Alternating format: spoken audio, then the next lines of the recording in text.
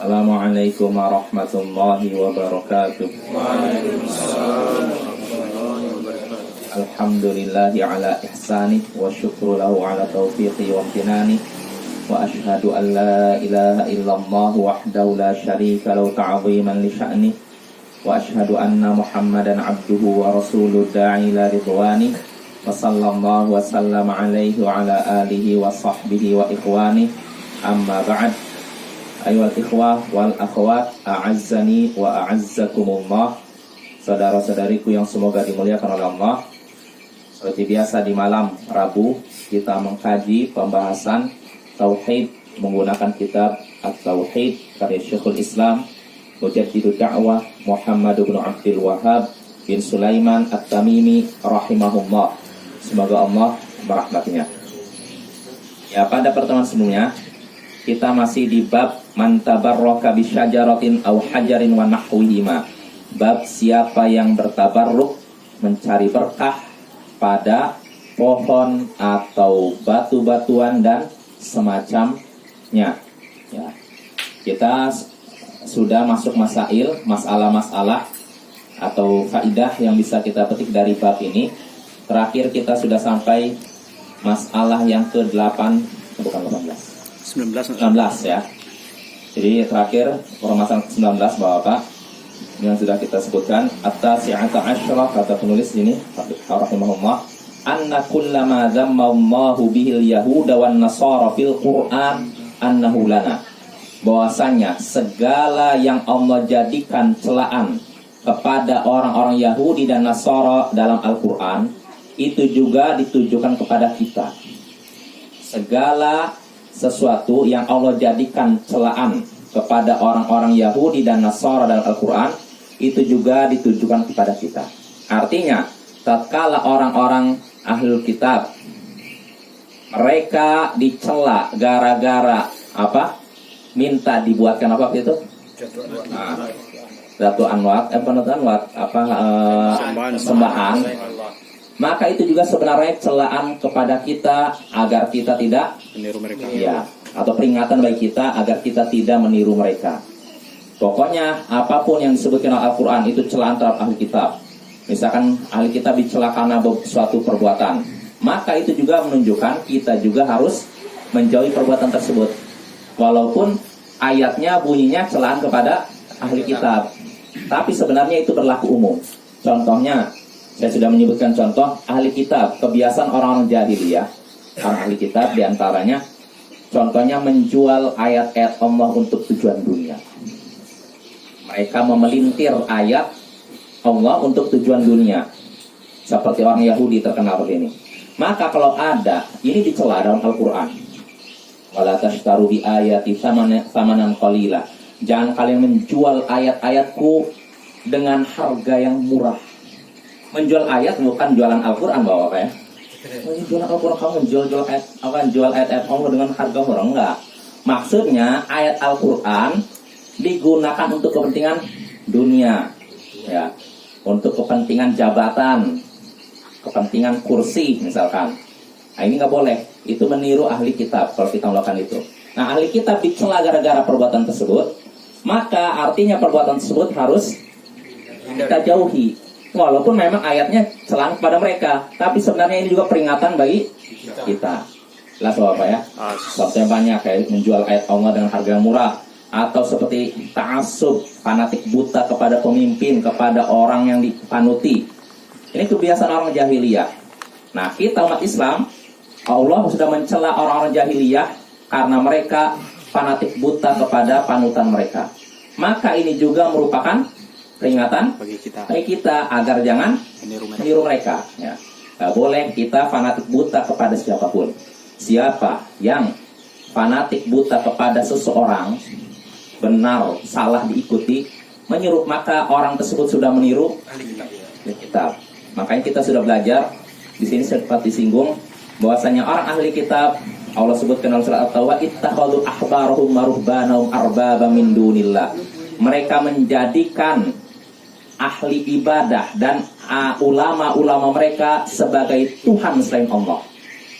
Orang Yahudi dan Nasara menjadikan ahli ilmu mereka, para ulamanya, dan ahli ibadah mereka sebagai Tuhan selain Allah. Bagaimana mereka menjadikan ahli ibadah dan ahli agama mereka sebagai Tuhan selain Allah? Apakah dengan sujud di hadapan mereka? Ya, mengikuti apa yang diharamkan oleh Allah. Ya.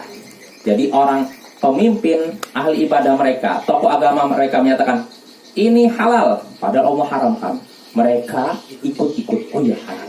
Padahal tahu bahwa itu Allah haramkan. Begitu juga mereka menyatakan ini haram, padahal Allah nyatakan halal. Nah, pengikutnya langsung ikut, oh iya itu haram. Tahu, mereka mengikuti pemimpin mereka dalam keadaan tahu bahwa pemimpin mereka salah. Nah, ini namanya fanatik buta. Nah, kalau ada seorang muslim yang seperti itu Bapak, berarti dia sudah meniru ahli kitab. Bahkan dia sudah membuat Tuhan lain selain Allah yang mengharamkan dan menghalalkan. Nah, ini nggak boleh Bapak ya. Jadi siapapun yang menyampaikan agama, kalau dia salah, kita katakan salah, jangan dibela habis-habisan. Ya nggak boleh. Itu nggak diperbolehkan ya. Karena siapapun selain Nabi, setinggi apapun ilmunya pasti akan pernah salah. Termasuk para sahabat Nabi, tidak maksum, tidak terjaga dari kesalahan. Adapun sahabat Nabi secara umum keseluruhan tentu terjaga dari kesalahan. Tapi kalau orang per orang, ya namanya manusia, pasti ada saja salah, ya kan? Ya, seperti Abu Bakar kadang berbuat satu, dia berfatwa salah, yang benar Umar. Kadang Umar Bapak punya pendapat sesuatu salah, yang benar Abu Bakar.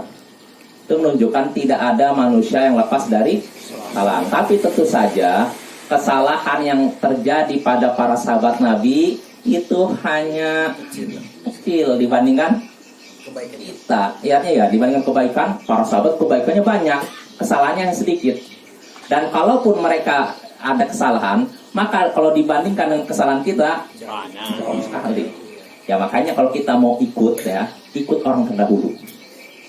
Makin dekat dengan zaman Nabi, makin bersih akidahnya, bersih manhajnya, bersih ibadahnya.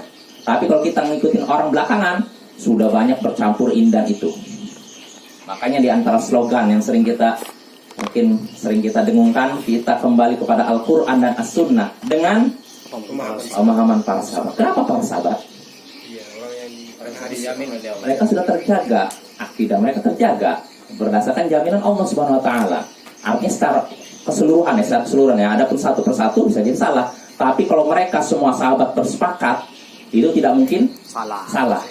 Nah, maka kalau kita mau menyelesaikan atau menyelesaikan perselisihan yang ada di antara umat, caranya mudah. Kembali kepada pemahaman para sahabat. Karena kalau Al-Quran dan Sunnah dikembalikan kepada pemahaman masing-masing, kira-kira bagaimana Bapak? Pemecahan ya. Jangankan dengan orang banyak, 2 orang lulusan yang dari satu madrasah misalkan, satu universitas atau apa, gurunya sama, angkatannya sama, umurnya sama, tapi pendapatnya bisa berbeda. Ya kan? Kalau kita kembalikan kepada individu, kacau. Karena satu orang dan orang lain kepalanya beda. Ya tidak apa-apa. Walaupun rambutnya sama hitam kan, pecinya warnanya sama, tapi pikirannya beda. Nah ini kalau agama dikembalikan kepada pendapat pribadi. Adapun kalau dikembalikan pada Al-Quran Sunnah, selesai. Tapi pertanyaannya bagaimana memahami Al-Quran Sunnah? Itu pemahaman para sahabat ya. Itu yang lebih sahabat. Ini tetap dicela kita tidak bermadhab. Madhab kita adalah madhab Rasulullah.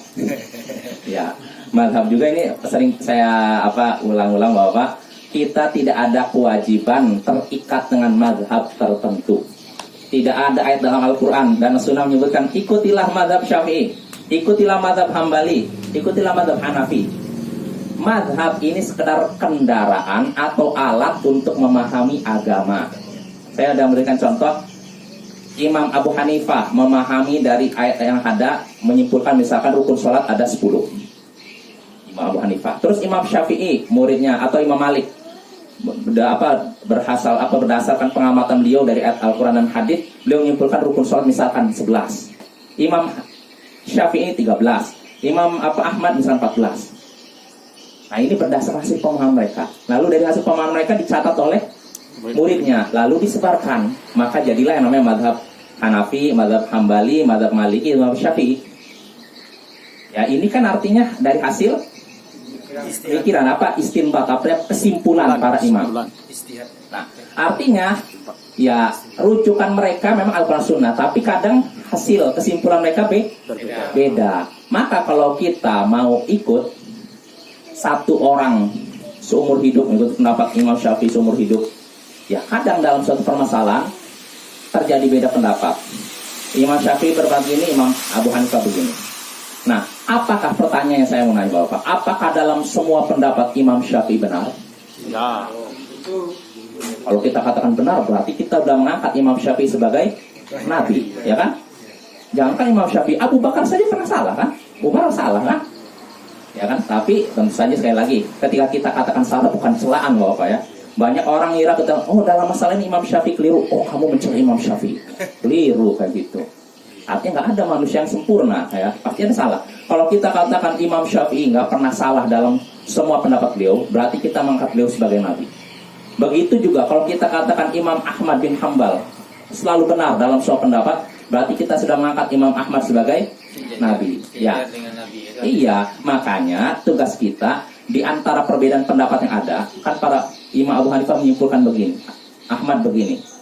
Nah, kita timbang pendapat ini berdasarkan Al-Quran dan Sunnah. Mana di antara pendapat ini yang lebih dekat dengan Al-Quran Sunnah? Al-Quran dan As-Sunnah itu kewajiban kita. Bukan terikat dengan mazhab itu, seumur hidup itu. Ya, terkadang Ustaz, manusia ini ngambil sumbernya dari YouTube Ustaz. Ya, artinya itulah kelirunya ya. Jadi atu aja. Cek YouTube. Saya YouTube. Cek YouTube. Atu aja. Ya, artinya gitu Bapak ya. Jadi kalau dikatakan kita belajar mazhab penting tidak penting, saya katakan bagus. Kenapa? Kalau kita belajar mazhab, artinya kita sudah ada dasarnya untuk memahami Islam secara umum. Tapi kalau sudah belajar nanti udah selesai yang satu mazhab, jangan baca satu mazhab aja, baca lagi. Nah, supaya luas, nggak sempit. Bahwa seakan-akan Islam itu saja. Belajar yang ini. Nah, dengan itu bisa toleransi, bisa saling menghargai. Tapi kalau orang cuma belajar satu mazhab seumur hidup, Bapak, biasanya dia jumud, ya fanatik buta, jumud. Sehingga sebagian orang, Bapak, karena fanatik buta terhadap mazhab, sampai berfatwa pengikut mazhab ini tidak boleh nikah dengan pengikut mazhab ini. Iya, terjadi Bapak. Terjadi di kalangan mazhab Hanafi, ini tentunya ekstrim ya. Sampai berpendapat tidak boleh wanita dari mazhab Hanafi nikah dengan pria dari mazhab Syafi'i. Kenapa? Karena mazhab Syafi'i ini, pria dari mazhab Syafi'i ini seperti ahli kitab katanya. Ahli kitab artinya apa? Ahli kitab Yahudi dan Islam. Ya artinya apa? Muslim. Tidak. Hanya kafir kan begitu. Sampai begitu. Tapi kalau katanya kalau yang laki-lakinya dari mazhab Hanafi, perempuannya mazhab Syafi'i nggak apa-apa, kan ahli kitab kan, kita kan boleh nikah sama ahli kitab kan. Tapi kalau dibalik nggak boleh katanya. Sampai begitu Bapak, fanatik buta terhadap mazhab. Dan ini terjadi di berbagai belahan dunia, di beberapa tempat. Saya pernah dengar dari seorang video selama seorang syekh atau ustaz, saya lupa. Jadi terjadi suatu tempat ada seorang dari seorang syekh. Saya baca di majalah ya, udah lama sekali itu. Jadi ada seorang sholat di sebuah tempat, sholat berjamaah. Nah, ketika itu orang ini mengamalkan sunnah, sedangkan orang yang di masjid itu amalnya nggak sesuai dengan sunnah. Kalau nggak salah masalah apa ya? Kalau nggak salah dia itu ketika takbir dia begini, yang lain begini kalau nggak salah, saya lupa. Iya, lalu dia juga ketika itu mengucapkan amin, yang itu tidak mengucapkan amin. Nah akhirnya ketika dia keluar dari masjid, tembak. Nah, fanatik mazhab dia. Seakan-akan orang beda mazhab dia dengan dia, beda pendapat fikihnya, kafir. Nah itu hati-hati Bapak. Dan ini kadang ada kepada sebagian orang tanpa disadari. Kamu harus ikut saya. Misalnya gitu kan. Walaupun alasannya suka nggak maksa, tapi dia maksa. Melihat ada orang beda pendapat, misalnya pengennya dipaksakan ikut mazhab dia. Nah itu keliru Bapak. Itu secara tidak langsung bisa menyeret pada takfir, mengkafirkan orang yang beda mazhab. Nah ini perkara yang tercela. Dan ada lagi, ini kalau ini ada dosen. Ada orang yang ini tasyahud begini. Tiba-tiba tangannya pegang. Hari patah. Itu terjadi itu. Dosen fikih itu pernah cerita. Ini fanatik mazhab dia tuh. Nggak bisa mau toleransi menyaksikan perbedaan. Nah ini yang tidak pantas Bapak ya. Ya. Kalau yang gini Ustaz, Mananya iri deh. yang Tidak digerakkan juga jarinya. Kan? Ya. yang gini Ustaz, yang assalamualaikum begini, assalamualaikum begini Oh, gimana? itu saya belum dapat dalilnya. Ada nggak dalilnya? Nggak tahu. Yang nggak tahu dalilnya saya. Saya belum dapat. Ini membuka pintu surga. Iya, Iya. dari mana? Ini membuka pintu neraka. Ya itu Bapak ya. Jadi kita kesimpulan lagi, kesimpulan tidak boleh kita fanatik buta terhadap orang tertentu, mengikutinya benar maupun salah. Kita mengikuti seorang karena pertimbangan dalilnya. Misalkan dalam masalah ini, kita dalam masalah misalkan apakah apa contohnya air liur anjing najis atau tidak. Nah, kita lihat di antara pendapat yang ada. Imam Malik berpendapat tidak najis. Mazhab Maliki tidak najis. Jumhur ulama berpendapat najis. Nah, kalau memang seorang ini pengikut fanatik ke mazhab Maliki misalkan, Imam Malik berpendapat tidak najis. Tapi setelah lihat dalilnya, kok Nabi nyuruh cuci sampai 7 kali. Ini menunjukkan najis. Tapi Imam Malik kan imam besar. Wah, hadis ini nggak cocok kayaknya ikutin Imam Malik. Nah, kalau orang udah begitu berarti dia sudah fanatik buta kepada Imam Malik. Ya. Dan ini tercela juga. Jadi kita ngikuti seseorang dalam suatu pendapat bukan karena sosoknya, tapi karena dalilnya. Kalau dalilnya dalam hal ini lebih kuat, kita ikut. Walaupun bukan mazhab saya sendiri misalkan. Seperti Imam Nawawi, beliau ulama besar mazhab Syafi'i. Tapi dalam suatu permasalahan, dalam beberapa permasalahan, kadang beliau nggak sependapat dengan mazhab Syafi'i, nggak sependapat dengan Imam Syafi'i. Dan itu kan tercela Bapak. Contoh lagi, mungkin Bapak jarang dengar ya. Ada seorang ulama mazhab Syafi'i namanya Imam Al-Kharoji. Beliau muridnya Imam Asy-Syairazi yang punya kitab Al-Muhadzab. Kitab Al-Muhadzab ini itu termasuk kitab induknya mazhab Syafi'i. Disyarah oleh Asy-Syairazi ya kan, disyarah oleh Imam Nawawi kan, Al-Majmu' Syarh Al-Muhadzab. Nah, Imam Al-Kharoji ini muridnya Imam Asy-Syairazi. Mazhab apa berarti? Syafi'i ya. Tapi anehnya beliau tidak kunut subuh. Ketika ditanya loh, kenapa Anda tidak kunut subuh? Sedangkan Imam Syafi'i sendiri kunut subuh. Kata Imam Al-Kharoji, sesungguhnya Imam Syafi'i pernah berkata, "Lau shahhal hadits fa huwa madhhabi." Kalau suatu hadis itu sahih, tentu itulah madhabku, itulah pendapatku. Kalau ada suatu hadis dan itu hadisnya sahih, berarti itulah pendapatku. Aku berpendapat dengan hadis tersebut. Dan ternyata kata Imam Al-Kharoji, hadis tentang kunut subuh ini lemah. Makanya saya tidak mengamalkan ini. Sesuai dengan petuah siapa? Imam Syafi'i. Karena kata Imam Syafi'i, kalau satu hadis sahih, itulah pendapatku. Artinya kalau satu hadis tidak sahih, tidak mazhabnya. itu bukan pendapatku. Nah, ternyata kata Imam Al-Kharoji, hadis yang berbicara tentang kunut subuh lemah. Karena itu saya tidak kunut subuh. Nah, yang kedua mazhab apa? Syafi'i, tapi tidak fanatik buta Bapak. Nah, ini yang perlu kita tiru. Ya, nggak boleh kita fanatik buta terhadap orang tertentu, mazhab tertentu. Saya lagi. Kalau kita ikut mazhab untuk mempelajari Islam boleh. Karena bahkan itu bagus menurut saya. Supaya kita memahami Islam secara lebih tertata. Karena kalau kita tidak belajar mazhab lewat mazhab, kadang kita bingung. Artinya gini, kan ilmu Islam itu luas. Kalau tidak pakai mazhab, kadang Mau mulai dari mana? ya contohnya begini Bapak lah. Kalau seorang misalkan mau bikin robot, kan mungkin ada orang yang bikin robot cara 1, cara 2, cara 3. Ini caranya misalkan si ini, si A, ini si B, si C. Nah, kalau kita mau bikin robot, enaknya bagaimana? Lihat. Ikutin cara ini kan, 1, 2, 3 kan, lebih cepat kan? Iya. Tapi kalau kita mau bikin sendiri, saya nggak mau plaknya, saya nyusun sendiri. Bisa-bisa aja, tapi apa? Lama. Nah, begitu pula kalau orang ingin memahami fikih tanpa mengikut mazhab, bisa aja, tapi butuh waktu. Dia harus bongkar ayat Al-Quran dari awal sampai akhir. Hadis dari 6 kitab hadis, Sahih Bukhari, Sahih Muslim, Sunan Abu Daud, dia baca satu persatu. Ahli hadis. Ini gimana nih? Butuh waktu lama kan? Sedangkan dia butuh untuk melaksanakan ibadah dengan segera. Nah, itu nggak mungkin kan? Maka dalam hal ini nggak apa-apa ikut mazhab, tapi sekali lagi sekedar untuk sarana saja, bukan tujuan. Sekali lagi, ibadah cuma kendaraan aja. Jangan jadikan tujuan. Jelas bahwa sekali lagi tidak ada ayat Al-Quran dan Sunnah yang mewajibkan kita terikat dengan mazhab tertentu. Ya. Jadi jangan jadikan mazhab itu sebagai agama. Yang ikut mazhab saya, saudara saya. Yang tidak ikut mazhab saya, bukan saudara saya. Nah, itu tercela. Dan ini pernah terjadi dulu di Arab Saudi sebelum berdirinya kerajaan Arab Saudi. Di Masjidil Haram, Bapak-bapak, sholat jamaahnya ada 4 imam. Dalam satu waktu. Ini imam mazhab ini Hanafi, ini imamnya itu jamaahnya. Situ imam mazhab ini Maliki, dan itu jamaahnya. Ini imam mazhab Syafi'i, itu jamaahnya. Ini imam mazhab Hambali, itu jamaahnya. Dalam satu waktu ada 4 sholat secara bersamaan. Bayangkan seperti apa kira-kira? Bagus tidak? Nah, bagus kan? Nampak sekali perpecahannya. Makanya ketika Muhammad bin Saud berhasil merebut itu, keturunan Muhammad bin Saud berhasil merebut Mekah dan Madinah dari tangan orang-orang yang bermasalah itu, orang-orang yang suka dengan tradisi istilahnya gitu loh. Nah, akhirnya kebiasaan seperti dihilangkan.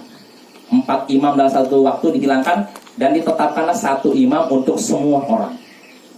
Dan itu bertandai dulu sampai sekarang. Makanya kita lihat, alhamdulillah kan, di Masjidil Haram kita lihat 1 imam semuanya ikut tanpa membedakan ini mazhab udah selesai.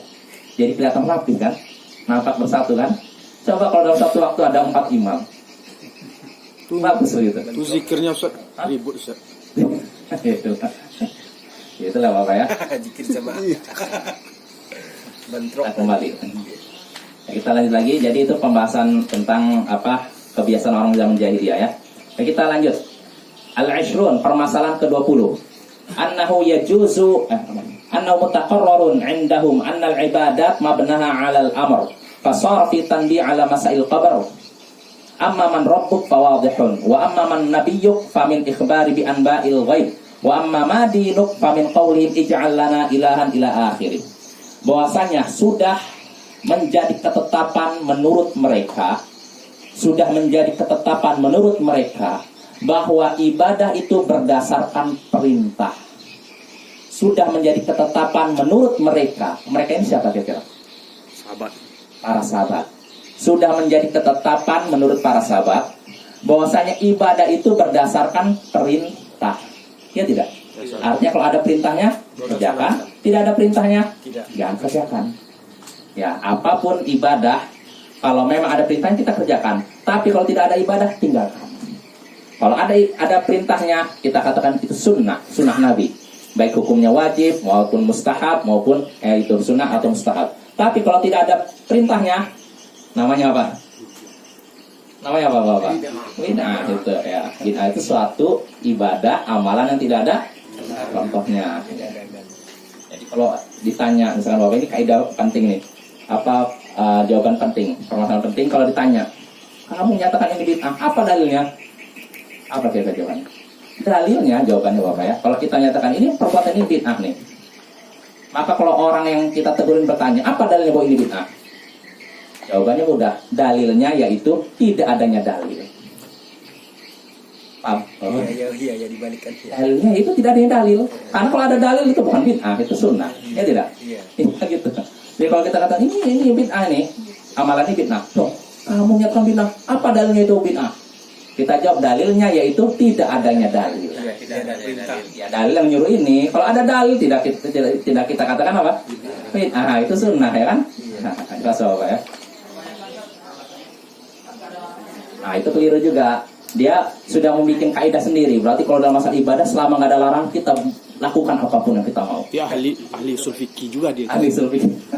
Ya, kalau yang kita boleh melakukan sesuatu selama tidak ada larangan itu dalam masalah dunia Bapak ya. Kalau masalah dunia silakan lakukan apapun selama tidak ada larangannya. Ya contohnya, misalkan kita ada orang yang bertanya apa hukum senam. Kita tanya, memang ada larangannya? Nah, kalau nggak ada larangan sudah hukum asal dunia itu apa? Halal. Ya. Apa hukum makan bakso? Nggak bisa kita nyari Al-Quran makan bakso ya. Dalilnya mana? Ya hukum asalnya dunia itu halal, kecuali kalau ada larangan. Kalau nggak ada larangan sudah halal. Beda dengan masalah agama, ibadah. Maka kalau kita mau melakukan sesuatu butuh dalil. Kalau tidak ada dalil, bid'ah namanya. Oke ya? Apa kan nyebut kata bid'ah? Kan jadi panas nanti. Ngeri-ngeri sedap. Udah panas ya. Ngeri-ngeri sedap. Udah panas. Apa ini ilmu ya? Apa Rasulullah ini nyebut kata bid'ah dalam setiap khutbah beliau. Hampir setiap khutbah beliau, kullu bid'atin dhalalah wa kullu dhalalatin finnar. Setiap bid'ah adalah sesat dan setiap sesat di neraka. Jadi kalau mau diprotes, proteslah Nabi. Ya tidak. Karena Nabi sering ulang itu Bapak ya. Itu khutbah Nabi dalam khutbah Jumat seperti itu. Maka kalau mau diprotes, ya protes Nabi lah. Nabi yang bikin. Berani. Iya. Ya, kita kan ilmu ya. Kecuali kalau sekedar ini salah-salah apa adanya. Oh nggak tahu. Nah, itu lain lagi. Ya, lanjut Bapak. Jadi fasar fi tanbih ala masail khabar. Jadi ibadah itu tadi berdasarkan apa? Perintah ya, atau dalil ya. Maka di sini terdapat peringatan tentang pertanyaan di alam kubur. Jadi hadis yang disebutkan oleh penulis di sini menyinggung tentang pertanyaan di alam kubur. Apa itu? Amma man rabbuk fawadih. Adapun tentang pertanyaan siapa Tuhanmu, maka itu jelas. Ya, jelas. Artinya tidak perlu dijelaskan lagi. Ya. Wa amma man nabiyuk. Adapun terkait pertanyaan siapa nabimu, tahu dari mana kita di sini ada pertanyaan tentang siapa nabimu? Artinya kita bisa tahu siapa nabi kita di antaranya lewat kabar nabi di sini. Famin ikhbari bi anba'il ghaib. Kita bisa mengetahui demikian berdasarkan kabar beliau tentang perkara gaib. Apa perkara gaib yang dikabarkan oleh nabi di sini? Dalam hadis yang sudah kita bahas tentang Zatu Anwat itu. Musal. Umat kalian akan mengikuti orang-orang sekitar. Iya. Ini kan kabar gaib kan? Sudah terjadi di zaman Nabi. Belum kan? Sungguh kalian akan mengikuti jejak orang-orang sebelum kalian. Dan ternyata apa yang dikabarkan Nabi benar-benar terjadi. Perkara gaib kan dikabarkan terjadi. Berarti tanda-tanda apa ini? Enggak, tanda apa? Nabi bisa mengucapkan demikian. Kan Nabi yang beliau ya. Nah ini menunjukkan berhubungan dengan pertanyaan siapa Tuhan? Siapa nabimu? Wa amma madinu. Adapun terkait pertanyaan apa agamamu? Famin qaulihim, yaitu berdasarkan perkataan para Bani Israel, ij'al lana ilahan ila akhiri. Buatkan untuk kami sembahan. Ya artinya apa? Yang namanya agama itu bukan seperti yang dicontohkan Bani Israel. Ya. Makanya Nabi Musa ketika diminta buat sembahan oleh Bani Israel, apa reaksi Nabi Musa? Innakum qaumun tajhalun. Kalian ini orang-orang bodoh. Asal sekali sih nyebut kata bodoh. Apa ini? Bahasa Al-Quran. Ya kalau mau diperlembut bisa juga. Kalian ini orang-orang tidak mengerti, tidak tahu. Tapi artinya apa kalau tidak mengerti itu? Bodoh juga kan. Ya kadang Bapak ya mungkin nggak apa-apa lah. Kadang kita perlu memperhalus masalah. Tapi sebenarnya artinya sama gitu. Ya Bapak ya. Kadang antara bodoh tidak mengerti sama kan? Dengan jahil sama. Cuma kalau memang dianggap terlalu kasar menyebut kata bodoh, ya udah diganti jahil atau tidak mengerti, tidak tahu. Tapi intinya sama, ya maknanya sama Bapak ya. Ya, ini lain. Lalu al-hadiyatu wal 'ishrun, permasalahan 21. Anna sunnata ahli kitab madhmumatun kasunnatil musyrikin. Bahwasanya sunnahnya ahli kitab, sunnah ternyata apa? Kebiasaannya ahli kitab itu tercela sebagaimana kebiasaan orang-orang musyrik.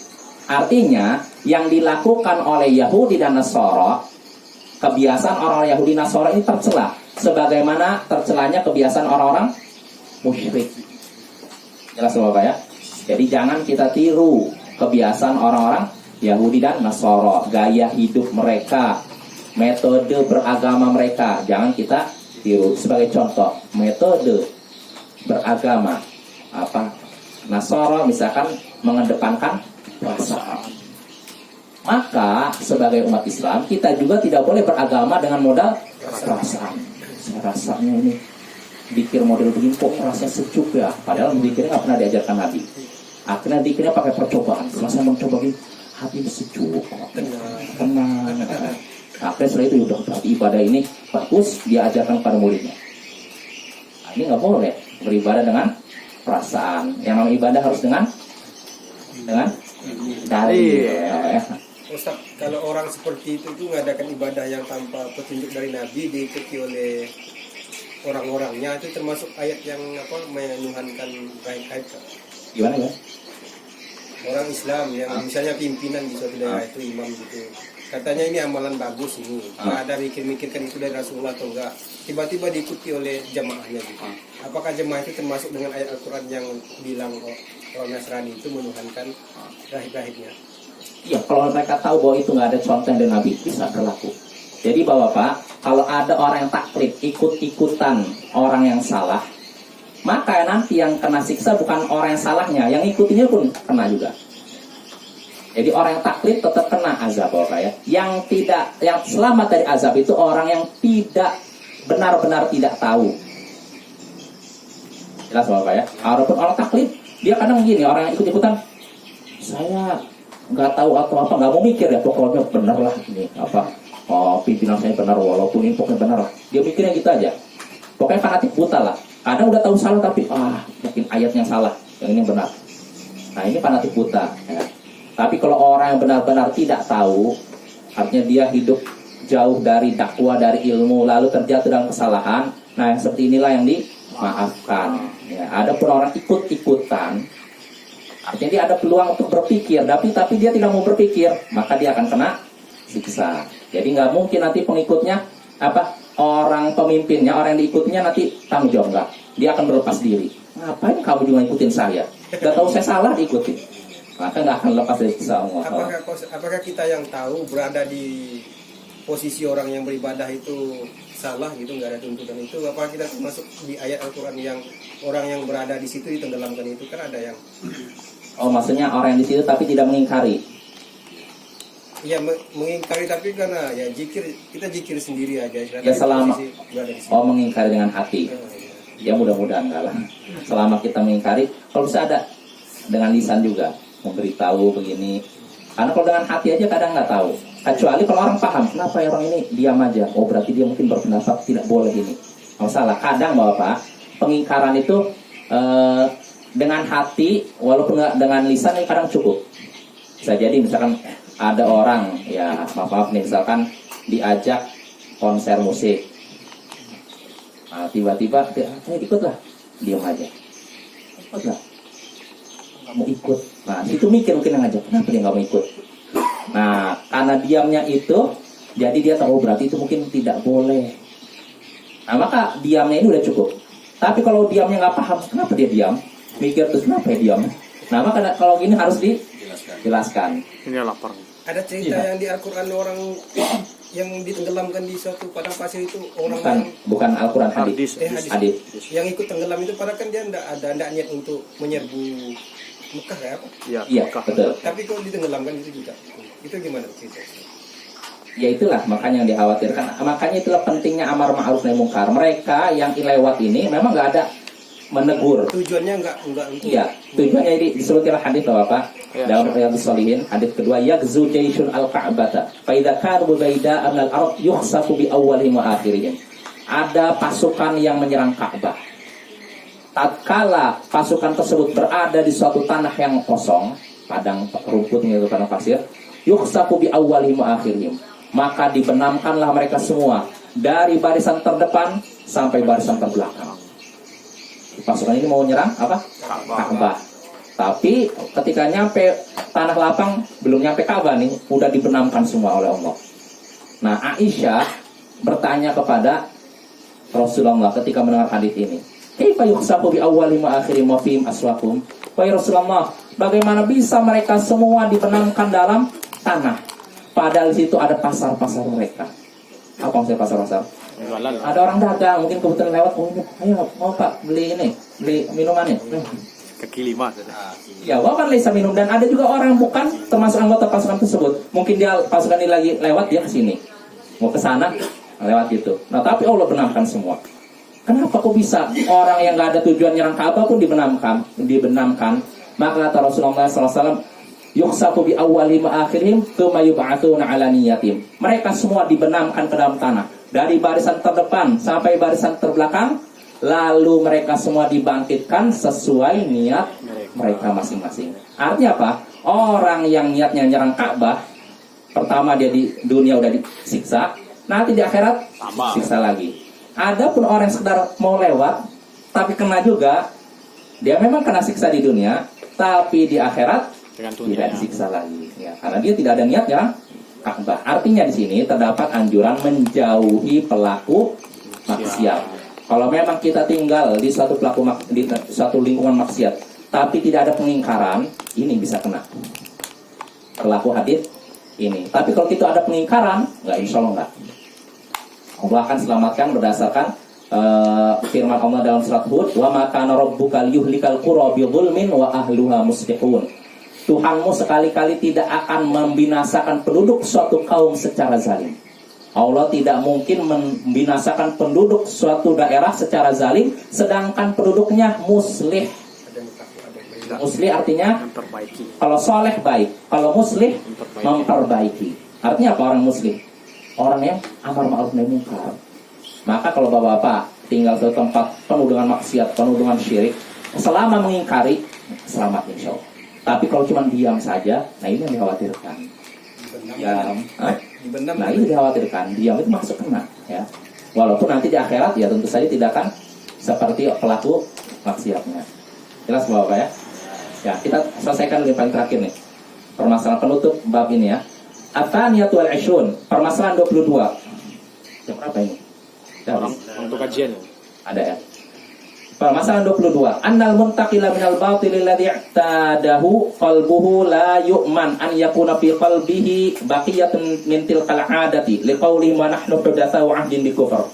Orang yang berpindah dari kebatilan yang sudah jadi kebiasaan, orang yang sudah meninggalkan kebatilan yang sudah jadi kebiasaan, hatinya tidak akan aman dari sisa-sisa kebatilan tersebut, dari kebiasaan tersebut. Saya ulangi lagi. Orang yang sudah meninggalkan kebatilan yang sudah jadi kebiasaan, maka dia tidak akan aman dari sisa-sisa kebiasaan batilnya tersebut dalam hatinya. Artinya begini, kalau misalkan seorang dulunya maksiat atau dulunya melakukan perbuatan syirik, lalu dia tinggalkan syirik tersebut, maka jangan merasa aman, karena bisa jadi masih tersisa kebiasaan syiriknya di hatinya. Liqaulihim, sebagaimana perkataan para sahabat Nabi di sini, wa nahnu hudatsa wa 'ahdin bi kufr. Ketika mereka keluar bersama Rasulullah menuju Hunain, mereka katakan kami baru saja lepas dari kekafiran. Mereka mu'alaf kan? Artinya mereka sebelumnya terbiasa apa? Berbuat syirik. Makanya ketika mereka menyaksikan orang musyrik punya pohon bidara, mereka pun kata, wahai Rasulullah, buatkan untuk kami Pohon bidang.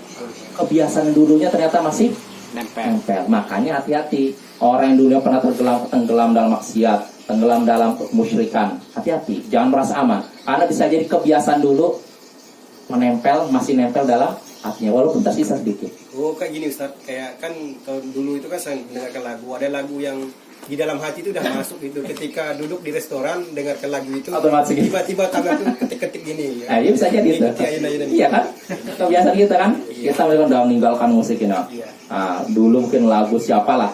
Kita 10 tahun berikutnya kita udah ninggalkan, tiba-tiba di restoran ada musik itu. Kadang nggak sengaja. Sengaja kan? Kan tersisa. Atau tadi gini. Ya artinya apa? Itulah, harus jangan merasa aman ya. Tersisa apa nggak tersisa itu ya. Kalau mendengar musik tetangga gimana? Ya kan di luar kemampuan kita itu. Itu Di luar sanggupan kita. Artinya semampu kita. Ya. kekuasaan masing-masing. Masing-masing ya. Jelas Bapak ya. Jadi gitu, kalau orang yang sudah terbiasa melakukan kebatilan, jangan merasa aman, tidak tersisa kebatilan tersebut dalam hatinya. Ya, jelas Bapak ya. Yang penting di sini cukup. Assalamualaikum.